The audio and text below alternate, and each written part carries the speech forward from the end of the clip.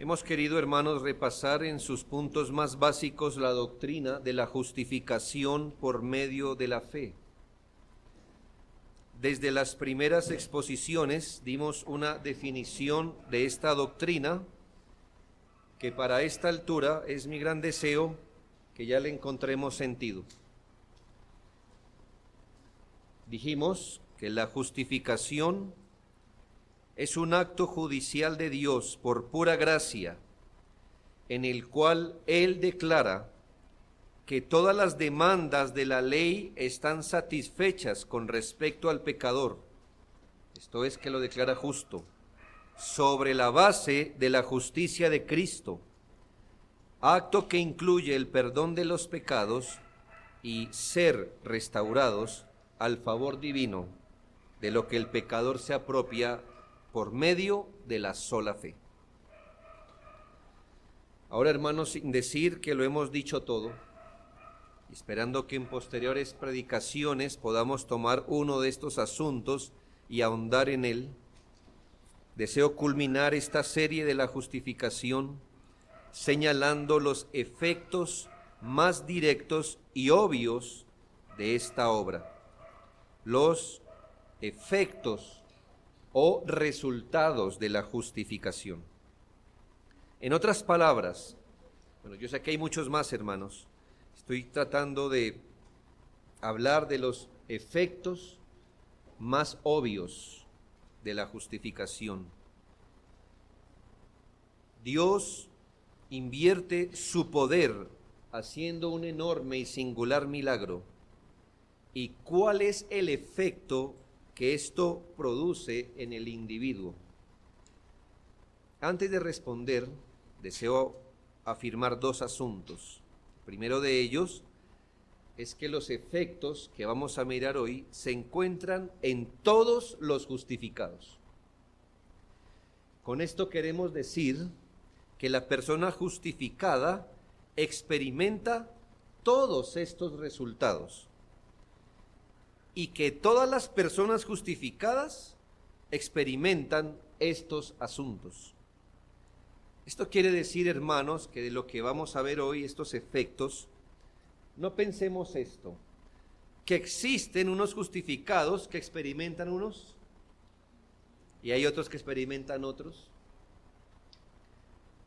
y que otros ambos, pero que algunos no, que qué bueno que usted es justificado, pero no experimenta esto, yo soy justificado, pero sí lo experimento. No razonemos, sino que los efectos o resultados que miraremos hoy, tanto que todos los justificados los experimentan, como que los experimentan todos, ¿ya? Todos los experimentan, todos los justificados, como que experimentan todos los que vamos a ver hoy. Quizás un poco distinto a la obra de santificación, donde, de acuerdo a la fe, a la exposición a los medios de gracia y a la negación personal, creyentes pueden experimentar mayores grados de santificación. Eso es verdad. Pero en la obra legal de la justificación, Isaías 45:25 señala: en Jehová será justificada y se gloriará toda la descendencia de Israel. Y entendámoslo para aplicarlo en el nuevo pacto del verdadero Israel. En Jehová se justificará toda la descendencia de Israel. O sea que todos seremos los creyentes justificados de la misma manera y experimentaremos los mismos efectos. Y en Romanos 5:18 dice: así que como por la transgresión de uno vino la condenación a todos los hombres, de la misma manera por la justicia de uno vino a todos los hombres la justificación de vida. Aquí entiéndase pues todos los hombres creyentes, pero vino a todos los que están en Cristo la justificación de vida. Todos los elegidos de Dios, toda la descendencia de Cristo, todos aquellos que cayeron en Adán, pero luego fueron puestos en el segundo Adán, a todos se les imputó la justicia de Cristo y experimentarán estos efectos o resultados. Lo segundo que quiero aclarar es que la justificación que ellos reciben, la justificación que reciben los creyentes, es igual para todos. No hay grados de justificación. Esta obra es igual para todos. Todos fueron justificados bajo el mismo decreto, justificados sobre el mismo fundamento de la justicia de Cristo. La misma sangre del mismo Cordero fue derramada por todos ellos. A todos les perdonaron sus pecados, todos. Se encuentran todos bajo el mismo manto de justicia, porque a todos se les dio la misma fe preciosa. Puede ser que la fe de uno sea más grande o más pequeña, pero la justificación es la misma. John Gill dijo: el creyente más débil es tan justificado como el creyente más fuerte, así el mayor como el más pequeño pecador, aunque uno puede ser justificado de más pecados que otro por haber cometido más, y aunque uno tenga más fe y más gracia santificante que otro, nadie tiene más justicia ni más justificación que otro. Ahora, entrando al tema propiamente, ¿cuáles son los efectos o resultados más prominentes de la justificación? El primero de ellos es completa paz con Dios. Lo que es un don inestimable, hermanos, porque al menos por estas tres afirmaciones de la Biblia deberíamos tener, al menos, hay muchas más. Lo que pasa es que usted no va a apreciar el don de la paz con Dios si no entiende al menos este tipo de afirmaciones en la Biblia. Romanos 5:10 nos dice: porque si siendo enemigos de Dios, alguien dice que usted en la vida debe escoger bien sus amigos y sus enemigos, ¿ya? Y nunca escoja a Dios como su enemigo. No hay ninguna posibilidad que usted no sea consumido por ese enemigo. ¿Qué tipo de hombre sería que se hace de enemigo del que ya sabe que le va a ganar? Dice la Biblia: porque si siendo enemigos, mire esta palabra, enemigos, es que no es, ni siquiera es indiferentes a Dios, sino enemigos de Dios. Efesios 2:3. Pues imagínese, hermano, tener al único Dios todopoderoso, fuerte y temible como enemigo. Usted mide quién es su enemigo, pero un enemigo omnipotente, ¿de verdad? Un enemigo que todo lo conoce, es decir, usted no se puede mover sin que él ya lo sepa por dónde viene y que todo lo puede hacer. Efesios 2:3 nos dice que éramos por naturaleza hijos de ira. Aquí entiéndase, hijos de la ira de Dios. La Biblia nos sitúa a todos nosotros como personificando la ira de Dios, como atribuyéndole características de una persona a la ira de Dios. La ira de Dios era nuestra madre. ¿Sí? Eso que Dios te ama. Yo sé que Dios ama, pero cada persona viene a este mundo como un hijo de la ira de Dios. Un hijo de la ira, un hijo hereda y tiene participación con lo que su padre tiene. Si uno es hijo de la ira de Dios, quiere decir que participamos y éramos herederos, teníamos el resultado de la ira de Dios. Y el Salmo 7, 11 y 12, esta figura es penetrante. Dios es juez justo y Dios está irado contra el impío todos los días. Si no se arrepiente, él afilará su espada, armado tiene ya su arco y lo ha preparado. Entonces, hermanos, en una condición así en la que venimos todos al mundo, de impiedad, de pecado y desafío a Dios, de Dios contra nosotros, Romanos 5:1 viene como una gloriosa bendición. Justificados pues por la fe, tenemos paz para con Dios por medio de nuestro Señor Jesucristo. Lo que significa que Dios ya no está airado con los justificados. Ya no nos cuenta como sus enemigos. Ya esa etapa de ser enemigos, ya usted no la puede decir en presente si usted es un creyente, un justificado. Usted puede decir siendo enemigos, pero no que ahora lo sea. O usted es enemigo o es justificado. El resultado es que si usted es enemigo, no es justificado. Pero si es justificado, ya no es enemigo, tiene paz para con Dios. Ha habido reconciliación. En palabras del Salmo, Dios ha bajado su espada afilada y ha desentesado su arco. No solo eso, no es solo lo que Dios no hace, no nos acaba, no se venga de nosotros, es lo que positivamente significa tener paz con Dios.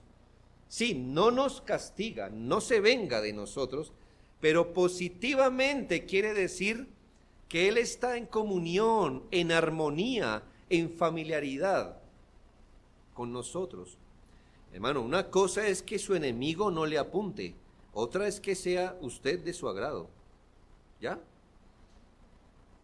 Sí, yo sé que usted puede tener un amigo que tenga entesado el arco, pero aún si él no entesa el arco, todavía no quiere decir que él se lo pase a usted. Que no le esté apuntando es otra cosa. Ahora, hermanos, que Dios no tenga su arco entesado contra nosotros es un beneficio, pero no es lo que dice, porque Él todavía pudiera ser enemigo de nosotros. Es que positivamente no solo no nos apunta, sino que ahora estamos en comunión, en armonía con Él. Dios está en paz con nosotros y nosotros con Él. En Números 22:33 puede ser aplicado con más precisión a la iglesia que al Israel de la carne. Y dice, Él no ha observado iniquidad en Jacob, ni ha visto malicia en Israel. Está en Él el Señor su Dios, y el júbilo de un rey está en Él. Dios tiene ahora armonía, comunión, está tranquilo con nosotros, está agradado con nosotros. ¿Por qué? Porque el motivo de la enemistad fue quitado por Jesucristo. Pero esto también puede entenderse, hermanos, no solo que tenemos paz con Dios de forma objetiva, sino paz de conciencia con Dios. Mire el orden. Yo no coloqué paz de conciencia de primero, porque nuestra conciencia nos puede engañar. Muchas veces nuestra conciencia nos acusa de estar enemistados con Dios cuando no lo estamos. Y muchas veces nuestra conciencia nos dicta paz que no tenemos. Por eso primero, hermanos, es paz con Dios por medio de Cristo.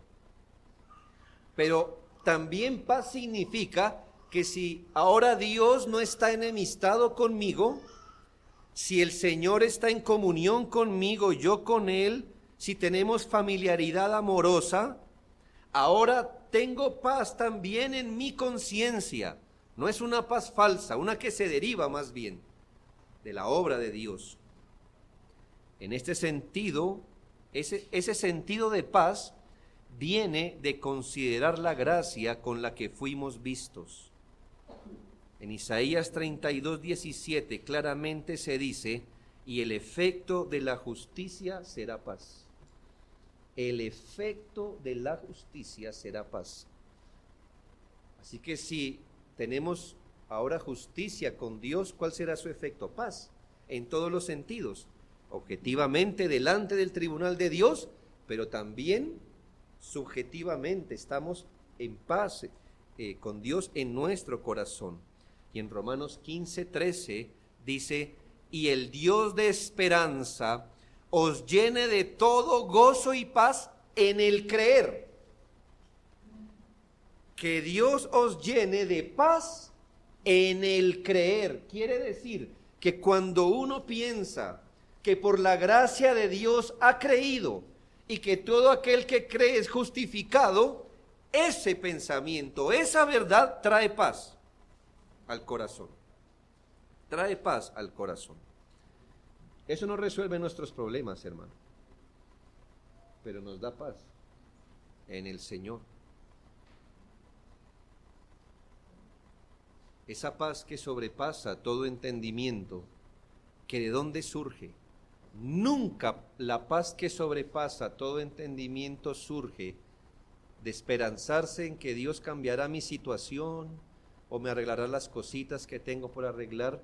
Esta paz surge de entender que no importa lo que pase, ya Dios no tiene su espada contra mí, sino que Dios está agradado conmigo. Hermano, nunca se esperanza en lo que no va a pasar.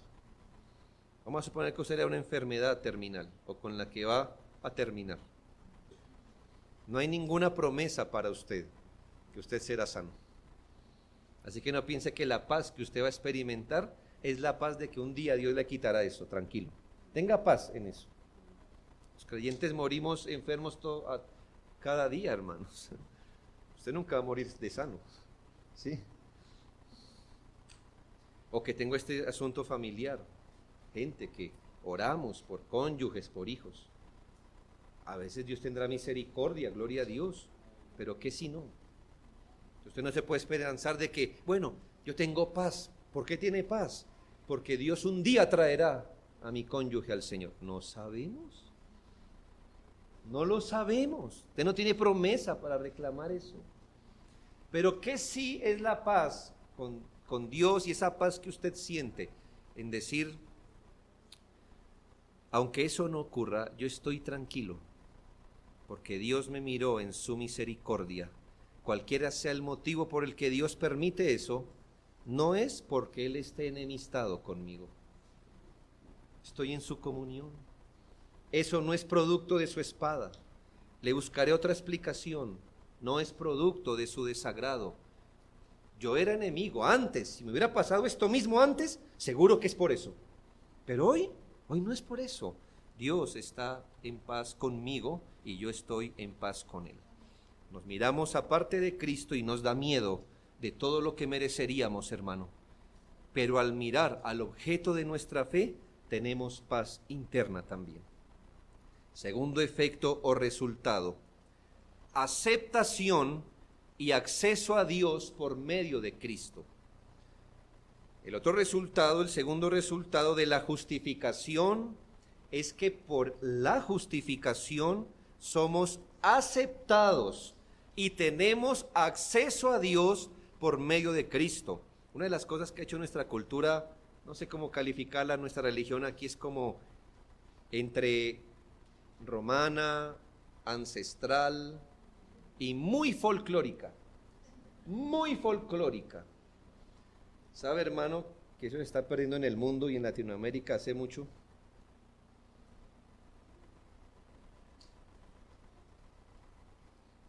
No respetamos las distancias.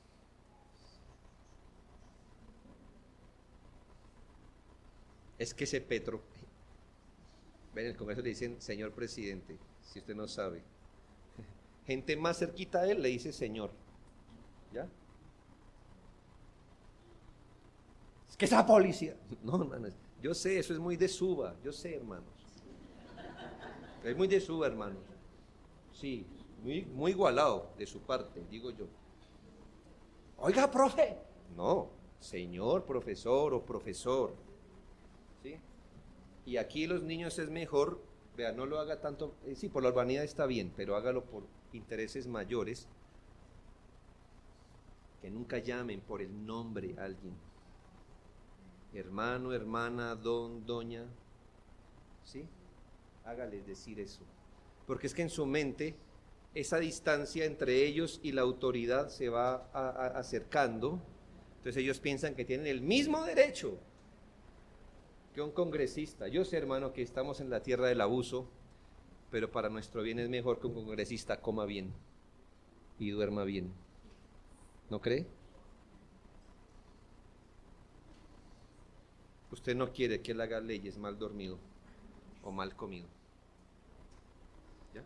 Es bíblico, hermanos, que los hijos de los reyes coman como reyes. ¿Usted es rey? Entonces, mire, guarde la distancia. ¿Ya? Sí, guárdela. No todos nacimos reyes ni prominentes. Este mundo es así, hermanos. Pero mi punto es este. Ese folclore ha hecho que todos creamos que tenemos acceso directo a Dios. Y que usted le puede orar como sea, cuando quiera, y que Él tiene el deber de escucharlo. No importa, aun si usted está en estado de embriaguez, está tambaleándose, acaba de salir de un prostíbulo, pero ve dos personas acercarse y usted se encomienda a Dios, ¿verdad? Porque Dios está al acceso suyo, cuando quiera. Hermanos, esta iglesia ha sido testigo de la cantidad de gente que viene a buscar a Dios porque quiere algo de Él. No a Él, a algo de Él. No lo consiguen, se ponen bravos con Dios, ¿no? O lo consiguen y se van por lo mismo, porque no venían por Dios, por el asunto. Hermanos, todo el sistema del Antiguo Testamento de acercamiento a Dios, piénselo, no era un mensaje de ven, era un mensaje de quieto ahí. ¿Por qué cree que el tabernáculo tenía cortinas y no ventanas? ¿Y por qué tenía una cerca afuera de piel para que usted no viera? ¿Y por qué la mayoría de gente entraba hasta cierto lugar y solo una casta hasta otro lugar y solo uno al lugar santísimo? ¿De dónde vienen los muros altos? El sacerdocio era diciéndole no, no, no, no, no, no, no, no. Es decir, hay distancia, hay distancia. Ni se atreva a acercarse más allá. Aún al mismo sumo sacerdote, recuerda ese texto, mal favor le dice a Aarón, que no cuando quiera entre aquí. Yo le digo cuando entre. A la única persona que podía entrar, Dios le dijo, no es cuando Él quiera. Yo le digo cuando entre. Así que, hermanos, nosotros no tenemos acceso a Dios directamente. Ese es un privilegio de la justificación solamente. ¿Entiende? Es un privilegio de la justificación, lo que quiere decir que sin justificación no existe ni acceso ni aceptación. Estas dos palabras no son iguales. Aceptación es que usted ha recibido, No nos gusta que nos atiendan en la puerta, ¿verdad? Pero con Dios no es ni en la puerta, hermanos. ¿De qué es enemigo? A la distancia usted tiene un enemigo, empezando el arco.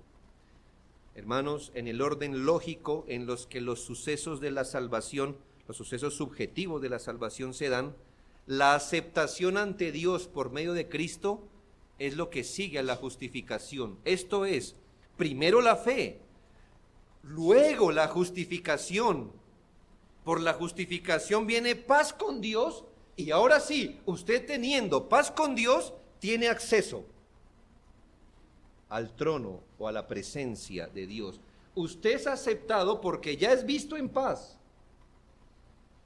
Usted fue acercado porque Dios ya le perdonó, porque usted ya no tiene cuentas pendientes con Dios. El acceso a Dios por medio de Cristo es un resultado de la justificación. Esto, hermanos, porque nadie es aceptado por Dios sobre la base de su propia justicia. Mientras usted tenga su propia justicia, no tiene acceso ni aceptación a Dios. hasta que tenga otra justicia, usted es aceptado. Solo por medio de la justicia de Cristo, tanto su persona como sus servicios son aceptados a Dios.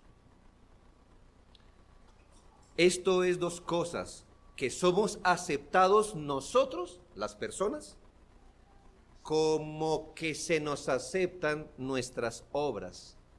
Y esto porque ya estamos en Él. Por esa obra de justicia es que somos amados. Por esa obra somos aceptados y por eso nuestras personas y sacrificios espirituales son recibidas, porque estamos bajo el manto de justicia de Cristo. Entiéndase que desde el aspecto subjetivo, Romanos 5:2 testifica. Mire el orden, es interesante. Dice, por quien también, o sea, por Jesucristo, tenemos entrada por la fe a esa gracia. Un momento. Por la fe tenemos entrada a esa gracia. Y uno dice, yo pensé que la gracia iba antes de la fe, también. Dije que la causa de la justificación era la gracia de Dios, pero esa gracia nos da fe. O sea, la gracia de Dios, por la bondad de Dios se nos da fe, y ahora con esa fe, o por medio de esa fe, entramos a la gracia de Dios. Es decir, a ser ahora tratados y vistos en su gracia, por quien también tenemos entrada por la fe. O sea que la fe viene primero, es el requisito para entrar a esa gracia en la cual estamos firmes. La gracia salvadora nos llamó eficazmente, nos regeneró, nos dio la fe, nos justificó y ahora nos arrojó a los beneficios de la gracia. Se dice que por la justificación tenemos acceso a esa gracia, esto es, a Dios como el Dios de toda gracia, 1 de Pedro 5:10, a todas las bendiciones de la gracia, Efesios 2:7. Es por causa de nuestra aceptación delante de Dios que somos exhortados a acercarnos confiadamente a ese trono. ¿Cómo se llama ese trono? De la gracia. Antes de la justificación no era un trono de gracia, era un trono de justicia. Después de la fe, ahora se nos dice, entren. La palabra confiadamente es osadamente. Entren con osadía al trono de la gracia. Así que tenemos un Dios de toda gracia, tenemos bendiciones de gracia, somos exhortados a acercarnos confiadamente al trono de la gracia para alcanzar misericordia y hallar gracia para el oportuno socorro. Hebreos 4:16 y en Hebreos 10:19 al 22 se nos consuela. Así que, hermanos, teniendo libertad para entrar en el lugar santísimo. Mire qué privilegio, en el antiguo pacto era un solo hombre y solo cuando Dios dijera. En el nuevo pacto dice, teniendo libertad para entrar al lugar santísimo por la sangre de Jesucristo, por el camino nuevo y vivo que Él nos abrió a través del velo. ¿Cuál velo? Esto es, de su carne. Y teniendo un gran sacerdote sobre la casa de Dios, acerquémonos con corazón sincero, en plena certidumbre de fe, purificados los corazones de mala conciencia y lavados los cuerpos con agua pura. Hermanos, somos aceptados a esa gracia, no por nuestra justicia, sino por la justicia de Cristo. Solo alegando el valor y virtud de su justicia es que somos reconocidos. Estoy diciendo que esto lo experimentan todos los justificados. Paz con Dios y aceptación y acceso a Dios. Tercero, la entera liberación, otro efecto o resultado de la justificación, es la entera liberación de toda consecuencia penal en las vicisitudes de esta vida y en la eternidad. Aquí la clave está en entender qué es eso de consecuencia penal. porque el resultado dice que somos liberados de la consecuencia penal, ya sea en las pormenores de esta vida y mucho más en la eternidad.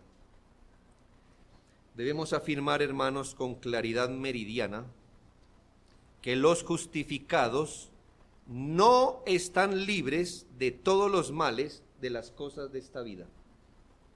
No. O sea, si usted piensa, soy justificado, no, o estoy libre de todos los males de las cosas de esta vida, no. En la parábola del rico y Lázaro, se dice del que fue al cielo, de Lázaro, que recibió sus males en esta vida. Fue al cielo. ¿Y qué recibió aquí? Bueno, los males de esta vida. Enfermedades, problemas, contradicciones, ofensas, escasez, espada y más, según Romanos 8:35. Pero atiéndase algo, los justificados jamás reciben estas cosas como consecuencia penal. Jamás las reciben como consecuencia penal. No como una retribución penal, no como un castigo judicial. Pueden experimentar exactamente lo mismo que los impíos en esta vida, pero no lo experimentan por la misma causa.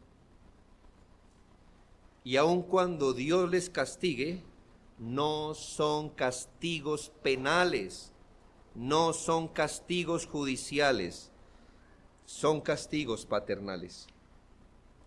Si algún mal que les viniera fuera un castigo penal, o sea, Dios les estuviera cobrando la justicia, hermanos, la justicia de Dios sufriría grandemente, señalada de injusticia. ¿Por qué?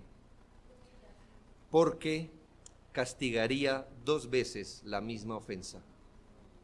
Se la cobra usted, habiéndosela cobrado al fiador. Usted diría, uy, eso no me parece, ¿verdad? No, y no debe parecernos. Porque si alguien se hace responsable de usted, por ejemplo, papá le fía al hijo, el hijo no puede pagar, el papá paga la deuda y luego se la cobran a usted, diría, no, esto es injusto, ya se la cobraron a él, ¿por qué me la cobran a mí? Hermanos, si Dios nos castigara penalmente, judicialmente, su justicia sufriría de injusticia al castigar 2 veces la misma ofensa. Esto se vería como que lo que pagó Cristo ante la justicia de Dios no alcanzó, porque de todas formas se le va a descontar a usted también, delante del tribunal de Dios. Eso quiere decir que se viera a Cristo como que no hizo plena satisfacción, pero no es así, hermanos. Él delante del tribunal de Dios satisfizo la justicia divina. Por eso no hay condenación para los justificados ni en las cosas de esta vida, ni mucho más en la eternidad. Considere, hermano, el caso de las cosas de esta vida, de las aflicciones que hieren, que afligen, que golpean. Son males en sí mismos y ningún mal produce alegría. Pero no son castigos penales producto de la ira vengativa de Dios, ni fruto de nuestra enemistad con Él. Más bien la Biblia nos da una perspectiva de cómo entender lo mismo que les pasa a los impíos. Lo mismo. Pero ¿desde qué perspectiva debemos verlo? Desde el punto de vista, hermano, del amor paternal de Dios. En Apocalipsis 3:19 dice, yo reprendo y castigo a todos los que amo. Sé pues celoso y arrepiéntete. Yo sé, hermanos, que hay impíos que sufren pérdidas. Un creyente también. El caso del creyente, ¿qué explicación aquí hay? Que él reprende y castiga a los que ama. Quiere decir que en su caso es prueba de amor. En el caso del impío es venganza. Sí, venganza penal. Una cucharadita de justicia penal. La que va a enfrentar en el juicio. 1 Corintios 11, 19 y 32. 1 Corintios 11:19, porque es preciso que entre vosotros haya disensiones. Qué fea las disensiones en un cuerpo local de creyentes, pero es preciso que entre vosotros haya disensiones para que se hagan manifiestos entre vosotros los que son aprobados. ¿Sabe qué hacen las disensiones en la iglesia? Cuelan al que es aprobado.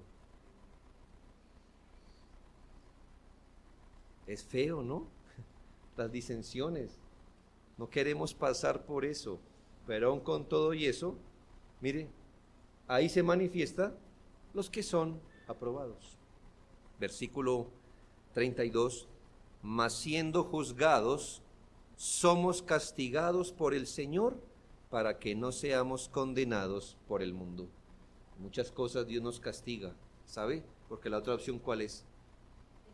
Déjalo para que sea condenado con la gente del mundo por hacer eso mismo.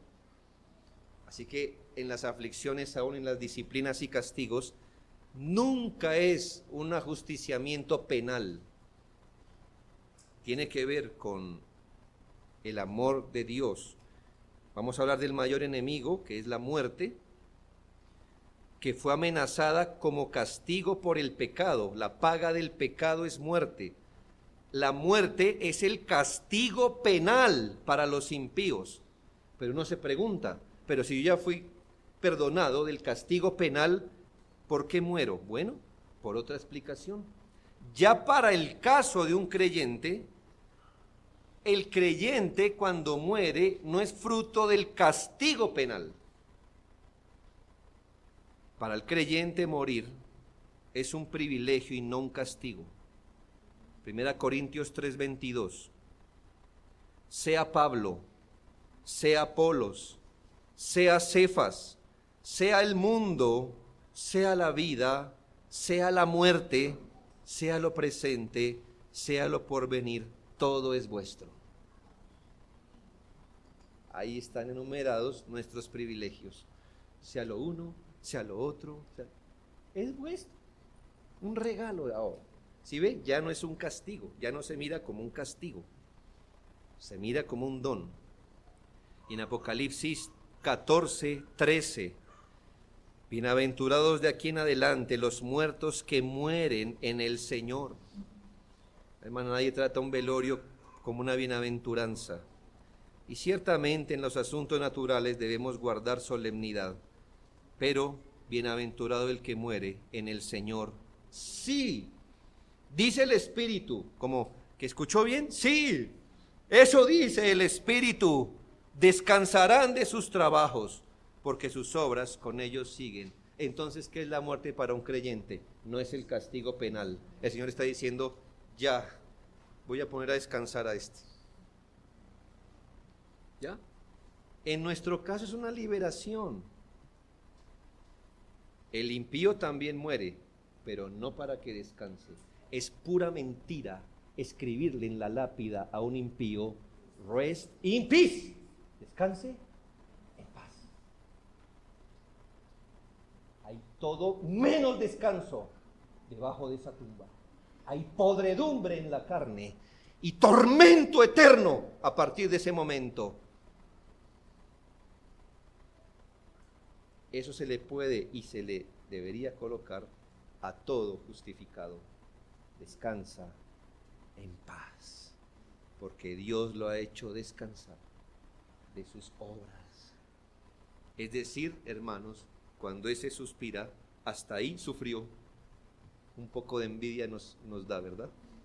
En ese sentido. Porque él ya no va a saber que es enfermedad, tentación, prueba, desánimo, pereza. Mire, liberado, él ya hasta ahí supo que era eso. Ya él puede decir cuando sufría. Nosotros todavía no podemos decir, cuando sufría. No, usted debe estar seguro que mañana le llega un sufrimiento, cualquiera que sea. No se lo digo como una maldición que le estoy poniendo. Ya esa se la puso estar en el mundo. Pero si mañana no amanece con dolor de cabeza, se troncha, le roban, lo decepcionan, cualquier cosita le pasa que le recuerda que todavía usted está en este peregrinar. El que muere ya no. Dios se compadeció de él. El no creyente muere también. ¿Por qué? No por esto. Él sí muere como un acto de justicia divina.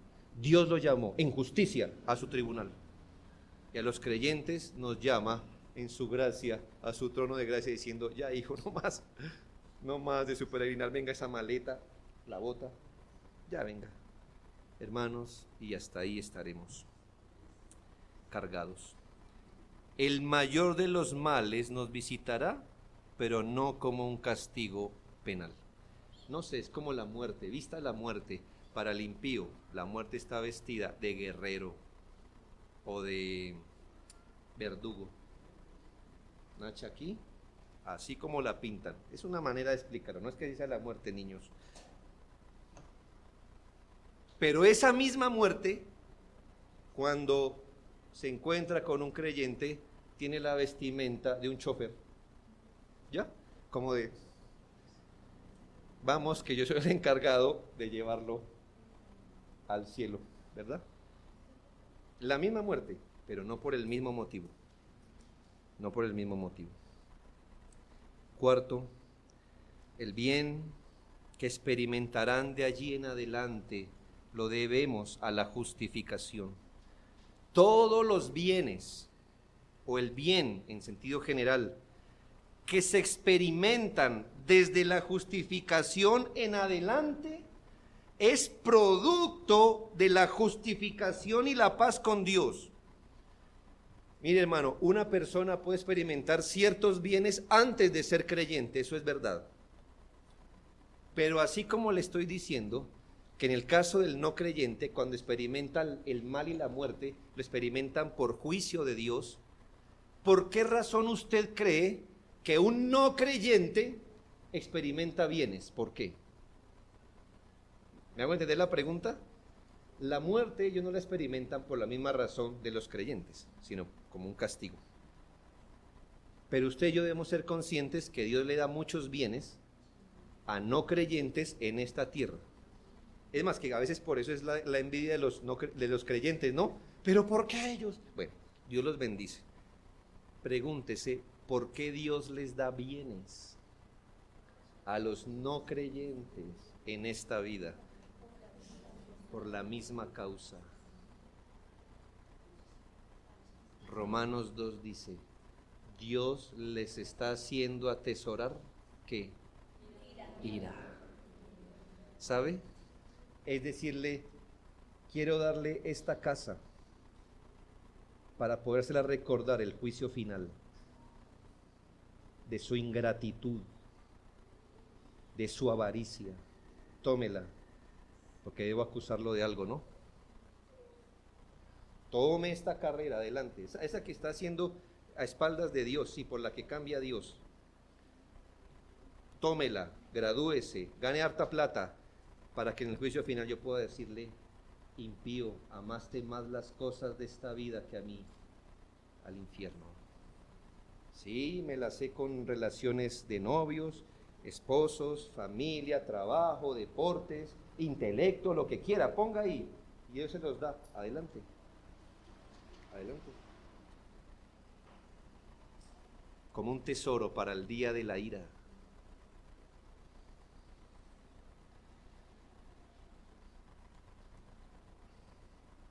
Todo el bien, en cambio, que un hijo de Dios recibe a partir de la justificación, es producto de su paz con Dios. Antes de ser justificados, eran aguantados con paciencia, soportados con dificultad. Lo bueno que se les daba era para su vergüenza, para que ascuas de fuego estuvieran sobre su cabeza. Muchas de estas cosas Dios se la dio para que reconocieran a Cristo, para que su bondad les guiara al arrepentimiento. Pero luego de su justificación, es fruto de su paz con Dios. Isaías 3:10. decida al justo, ¿entiendes aquí justificado? Decida al justo que le irá bien.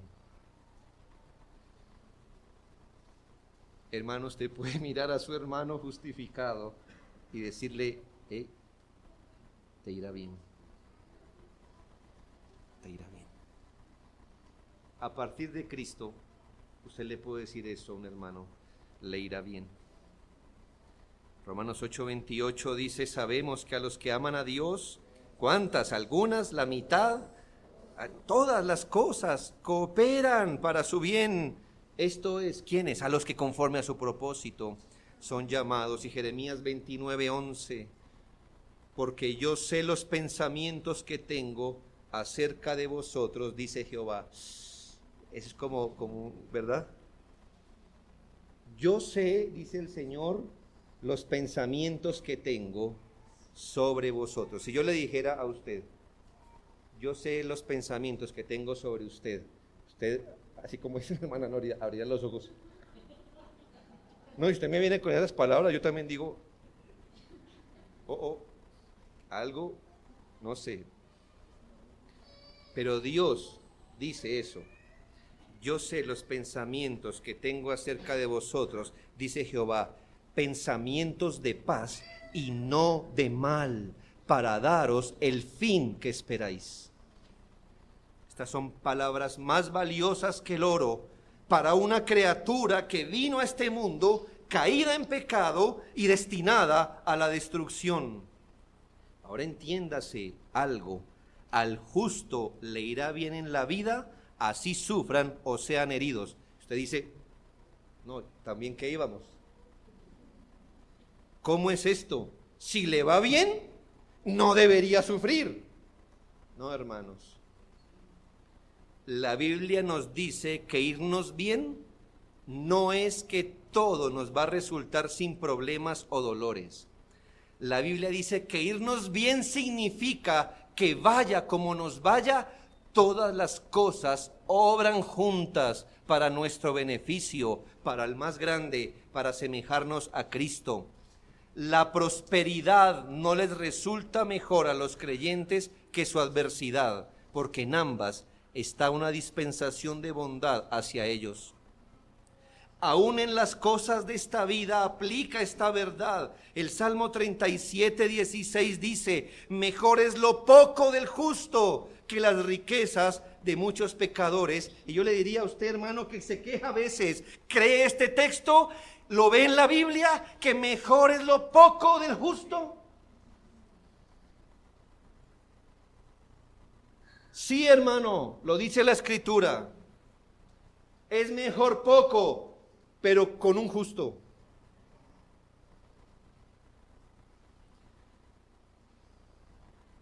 ¿Cree que es mejor tener poco si Dios le ha declarado justo a usted? Sí, hermano.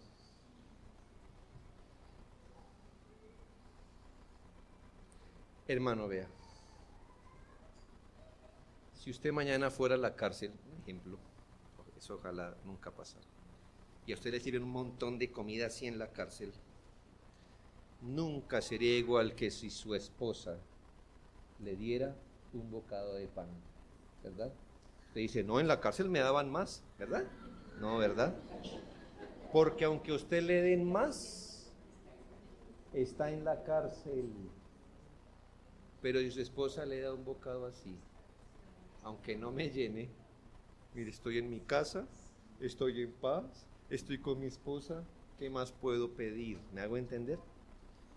¿De qué le serviría tenerlo todo en la prisión de pecado, maldad y condenación? Es mejor es lo poco del justo. Proverbios 15, 16 y 17, mejor es lo poco con el temor de Jehová que el gran tesoro donde hay turbación. Mejor es la comida de legumbres donde hay amor que de buey engordado donde hay odio. No lo piensa a nivel horizontal. Mejor es la comida de legumbres donde está el amor de Dios que el buey engordado donde está el odio de Dios. En otras palabras, hermanos, mejor comer poco con Dios en nuestra mesa riéndonos que un banquete donde Él está a la distancia con el ceño fruncido y su arco entesado. Hermanos, por eso la Biblia dice que el creyente se gloría en esto. Se gloría en la esperanza de la gloria de Dios. Si esto es verdad, que al justo le irá bien en esta vida, ¿cómo no será verdad que nos irá bien el día del juicio, donde ya el caso en esta tierra fue resuelto y en esta vida se nos dijo absueltos?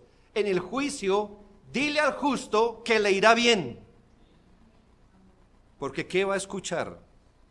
Usted no llegará al juicio diciendo, pues no sé, vamos a ver, como una balota, a ver qué me sale. No. Con humildad esperamos escuchar, venid benditos de mi Padre. El día del juicio nos irá bien, la declaración de absolución será ratificada universalmente. Considere que en la eternidad, no solo en el juicio, sino ahora piense en la eternidad. Dile al justo que en la eternidad le irá bien. Es que no nos puede ir mal en la eternidad, hermanos. En Apocalipsis 21:4 se vaticina: enjugará Dios toda lágrima de los ojos de ellos, y no habrá muerte, ni habrá más llanto, ni clamor, ni dolor, porque las primeras cosas pasaron. Hermanos, hoy día cualquier cosa, recuerdo malo, nos hiere, nos llena de lágrimas los ojos. Eso de enjugar Dios toda lágrima significa que Él nos consolará para siempre, que las cosas que nos promovieron el dolor, las lágrimas, el llanto, el clamor, el Señor las consolará, porque las primeras cosas pasaron. Finalmente, hermanos, el último efecto es el título a la vida eterna y la certeza de su salvación. Es el más obvio, hermanos. Romanos 5:18 se dice que por la justicia de uno vino a todos los hombres la justificación de vida. ¿Cómo se le llama la justificación en el texto? Justificación de vida. ¿Por qué? Porque da derecho a la vida eterna. Los justificados fuimos absueltos de la consecuencia penal, pero también se nos dio derecho a la vida por los méritos de Cristo. Tito 3:7, para que justificados por su gracia viniésemos a ser herederos conforme a la esperanza de la vida eterna. Romanos 5:9, pues mucho más estando ya justificados en su sangre, por él seremos salvos de la ira. Y tan cierto como que Dios elaboró cada eslabón de esta cadena, en Romanos 8:30 dice, y a los que predestinó, a estos también llamó, y a los que llamó, a estos justificó, y a los que justificó, a estos también glorificó. Derecho a la vida eterna y certeza de encontrarla. 3 conclusiones. Mi primera conclusión es de humillación.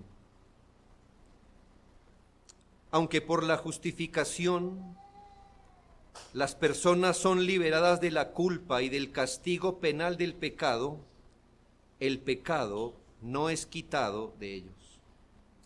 Y esto nos humilla, hermanos, cada día de nuestra existencia. Es agridulce, ¿no cree? Porque usted se levanta cada día como un justificado. Pero con la presencia del pecado en su corazón. No es igual ser quitado de la pena del pecado que de su influencia o contaminación. Mire, hermanos, Dios, es una manera de entenderlo. En el libro de la justificación no ve ningún pecado en su pueblo, pero en el libro de su santificación ve todos los pecados de su pueblo y nos reprende.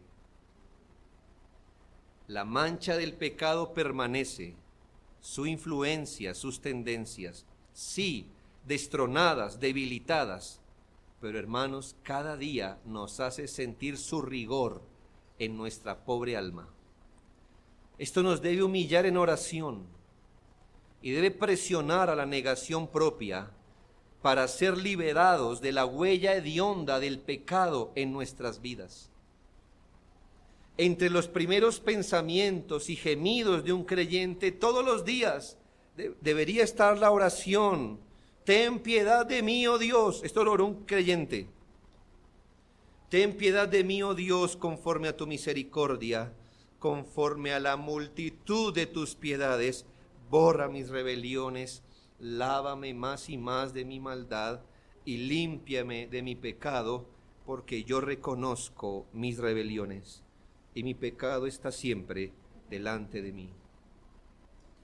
Cada día, hermanos, al trono de la gracia, con la esperanza de un justificado, deberíamos clamar por ser librados de aquellos pecados de los que ya fuimos justificados. Segunda conclusión de desafío. Mediante la justificación por la justicia de Cristo, por la que en un sentido hemos cumplido en Cristo todos los requerimientos de la ley como norma de vida no queda anulada o sin efecto, sino que la Biblia nos alienta a la obediencia a la ley. En un sentido, en Cristo la cumplimos, pero la ley no quedó anulada como norma de vida. La ley quedó anulada como norma de justicia, de justificación, lo que quiero decir, pero no como norma de vida. Quiere decir que usted ya no obra para ganar salvación, pero de todas formas tiene que obrar, porque ese es el rumbo de vida que el Señor nos dejó. Romanos 6, 1 y 2, ¿qué pues diremos? ¿Perseveraremos en el pecado para que la gracia abunde? En ninguna manera. Momento, no. Porque los que hemos muerto al pecado, ¿cómo viviremos? Es decir, permanentemente en un pecado.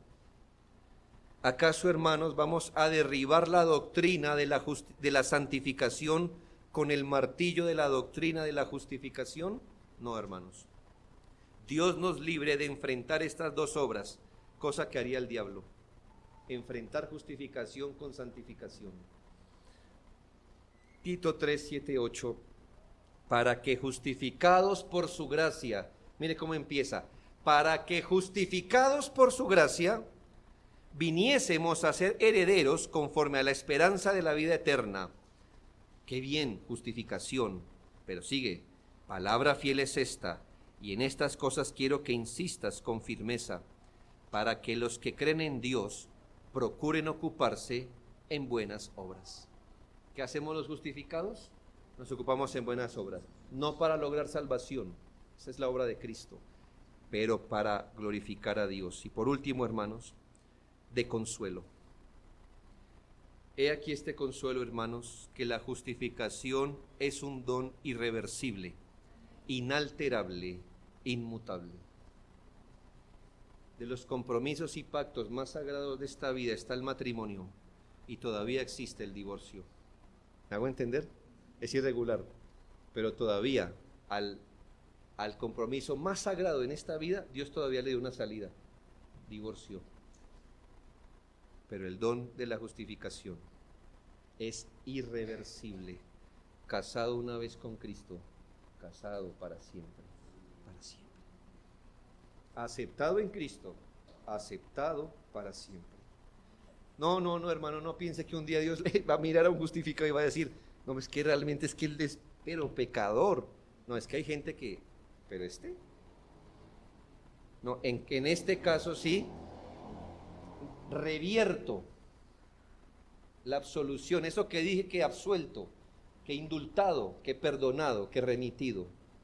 En este caso lo era, pero ahora no. Hermanos, cuando el pecado abunda, ¿qué? La gracia, ¿sí ve? La gracia siempre va a ganar en un justificado. Siempre va a ganar, siempre. Es inalterable, es inmutable. El decreto, la obra y el poder de Dios jamás pueden ser frustrados o contradichos. Toda la cadena de la salvación está asegurada, porque a los que predestinó, a esos también glorificó. Punto, no se rompe. Así como no hay manera que un elegido no sea llamado, o un llamado no sea justificado, no hay manera que un justificado no sea glorificado. El efecto de la sangre de Cristo tiene un valor eterno. Él es llamado el autor y consumador o completador de nuestra fe. Un hombre justo puede caer, pero jamás de la justicia de Cristo. Quiero regalarle 2 párrafos de nuestra confesión de fe. La confesión de fe en 11:15 señala de manera realista. Dice, 11:5, capítulo 11, párrafo 5. Dios continúa perdonando los pecados de aquellos que son justificados, y aunque ellos nunca pueden caer del estado de justificación, sin embargo pueden por sus pecados caer en el desagrado paternal de Dios, y en esa condición no suelen recibir la restauración de la luz de su rostro hasta que se humillen, confiesen sus pecados, pidan perdón y renueven su fe y arrepentimiento. ¿Entendió, hermano? Nunca pueden caer del estado de justificación. Y 17:6, capítulo 17, párrafo 6.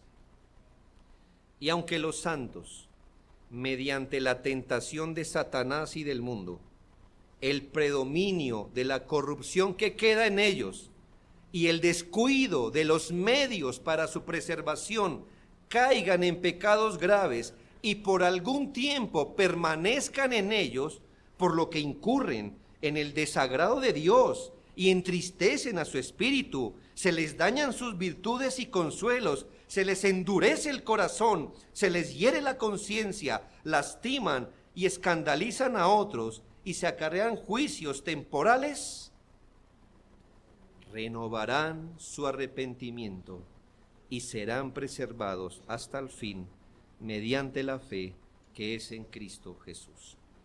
Demos gracias a Dios, hermanos, por su amor salvador. Demos gracias al Señor y Salvador Jesucristo por su obra salvadora, y al bendito Espíritu Divino por participarnos de lo que nos fue concedido en la eternidad.